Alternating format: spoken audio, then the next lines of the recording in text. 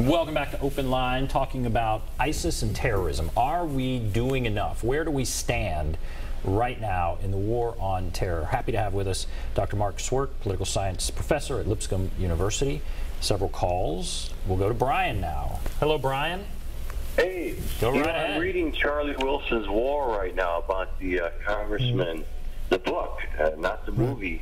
It was Julia Roberts and Tom Hanks about how, it started out real small, and they started giving him, as soon as they gave him the rocket propelled over the shoulders, they started bringing down those huge Soviet helicopters.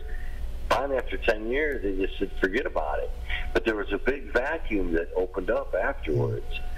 Same with Iran when the Shah went down, and then in Iraq, say what you want about Saddam Hussein, but he kept a lot of those nut jobs in place, man. He kept a firm grip out of it. See, the thing is, it's the balance of power. Nixon and Kissinger knew that. Trilateral diplomacy. Everyone seeking out at their own self-interest for the betterment of everyone. It's kind of complicated, but that's the way you have to do it. And right. It was done that way for years and years and years. And suddenly, Bush, with the war with Iraq, we're like, what the hell? I would have said if he was Democrat or Republican. That's just odd. So, and don't you think that Hillary's not a hawk? She's quite the hawk, just like JFK was, so. That is, there's several interesting points there. Yeah. Hillary being a hawk, we can talk about that. But she's his the point main about, force behind the Libyan bombing. Right. Saddam Hussein and his question there. And so that region, it was ruled for a long time by very tough dictators. And they kept the lid on things. They did and they didn't. Because one thing you have to remember about Saddam Hussein, he was a sponsor of terrorism. Just as we say that Iran is now, the way that we say that several other countries are.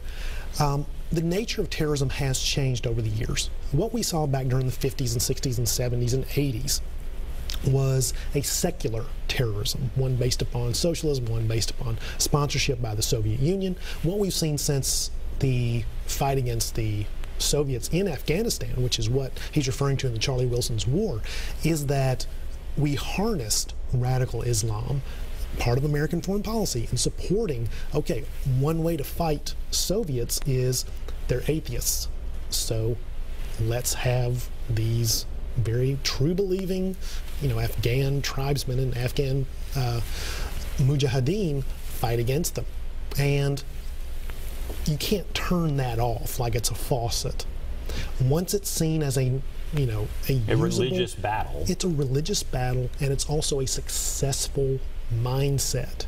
And so with that successful mindset, then becomes the plan for, okay, thank you, Americans, but we think you're just as godless as we did the Soviets.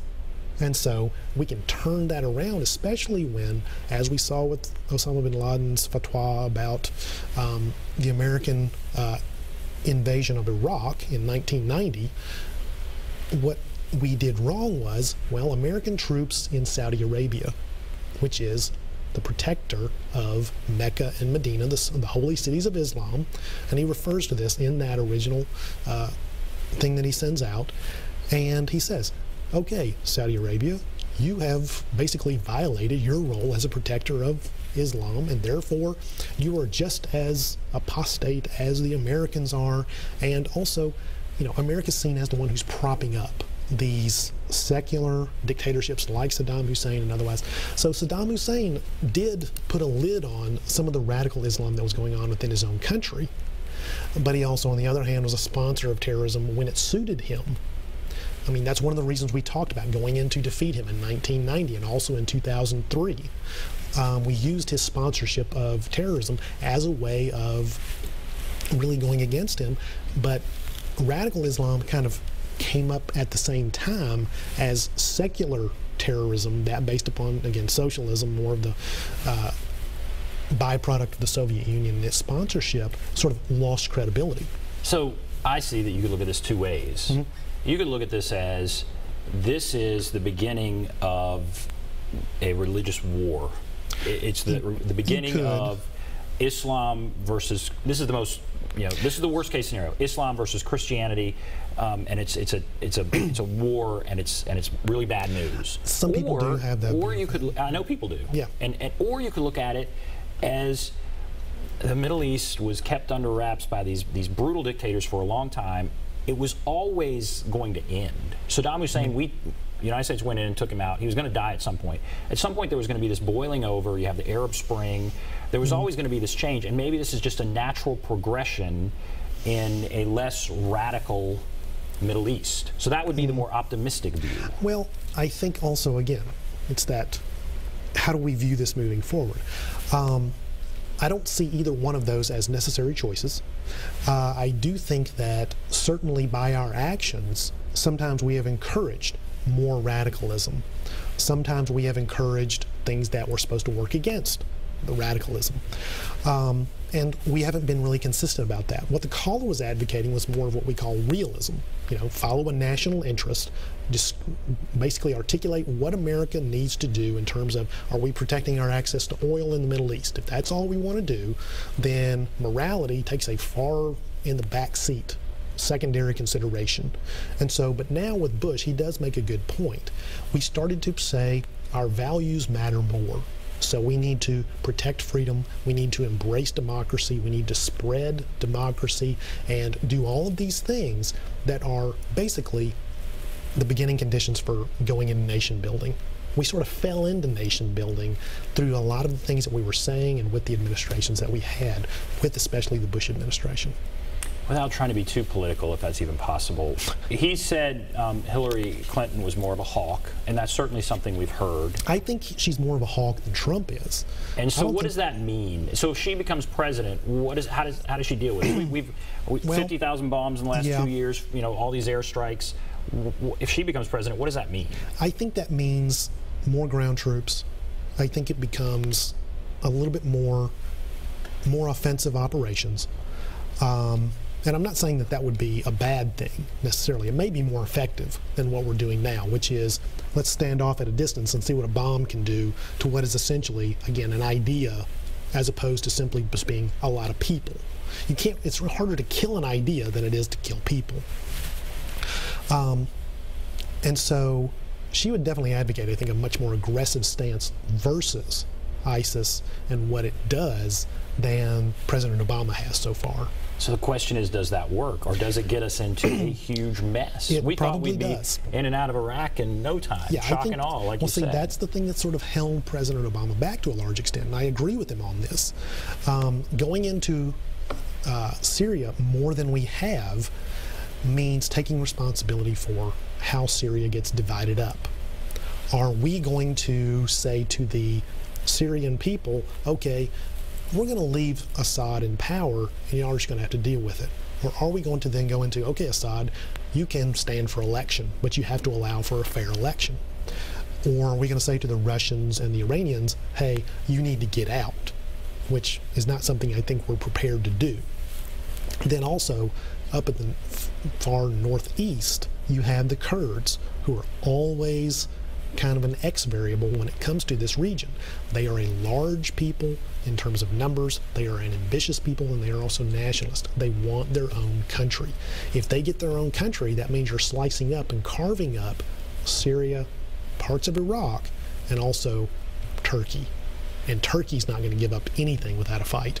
They're going after the Kurds very soon if they haven't already. So why would you be optimistic? When I hear this, I'm not necessarily optimistic. Well, a lot of it is about your time horizon. If you're thinking about the next generation, I certainly think there's room for optimism if we start doing several things, which is improving relationships, not doing things that work against those relationships in terms of the people who are in power in the Middle East, and also encouraging our interests in those areas. On the other hand, short term, I think we're basically going to have to look at enduring some of the same things we have in the last couple of years. And so every time, it's an interesting thing that you're saying you think it's more ground troops. If Hillary Clinton becomes president, there could be more ground troops. Yes. And I guess there's some who would say, oh, with every bomb drop, you create more. There's something to that, yes. With every, you put in ground troops, that's a whole new level. Yeah, are you creating even more? and then, how are we optimistic? Well, it just seems like it exponentially just... Well, I don't think that putting in ground troops is the right thing to do. I wouldn't recommend it. I'm just saying, if you want to destroy ISIS, if that's your goal, ground troops are a necessary part of that. And when you do, you also have to accept Syria will not be the same country that it was. But you also have to balance out, is that going to destabilize what's going on in Iraq and Turkey especially? Because Turkey is in a little bit of turmoil right now, and it is a place where there's a large potential there for worse things that have already happened, especially when the Kurds become mobilized. The Kurds have been wonderful allies of the United States. On a couple of occasions, we have let them down in horrendous ways, especially after the first Iraqi war in 1990 and 91. And they are depending on us, and they're hoping that we're going to help them find a state of their own. But there's no territory over there that doesn't come carved out of somebody else's territory. Yeah, that's interesting. I want to talk about Russia and operating with Russia in this volatile area. But we'll take a break. If you want to call, there's a number 615-737-PLUS, 615-737-7587. Take a break. Be back right after this.